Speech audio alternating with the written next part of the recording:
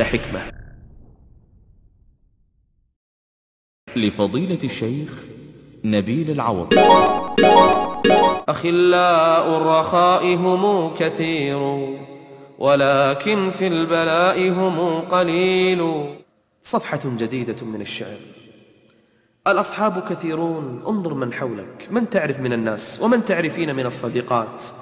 الأصدقاء كثيرون، فلان وفلان، من الناس من عنده من الأصدقاء العشرات، ومن الناس المئات، ومن الناس ربما الألوف، ولكن هل كلهم إخوان صادقون؟ هل كلهم وقت الشدائد ينفعون؟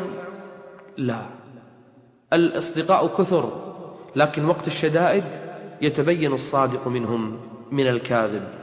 أخلاء الرخاء هم كثير ولكن في البلاء هم قليل.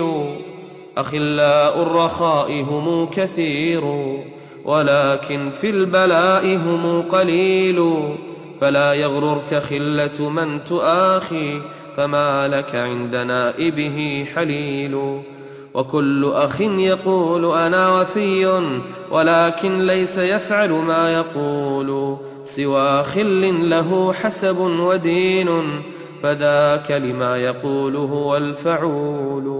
نعم، ليس كل الإخوان إخوان، منهم من يدعي أخوتك ومن يدعي صحبتك ومن يدعي صدقه، ولكن وقت الشدائد، وقت النائبات، وما أكثر الإخوان حين تعدهم، لكنهم في النائبات قليل. نعم كثيرون، لكن وقت الشدائد، وقت الحاجة تعرفهم.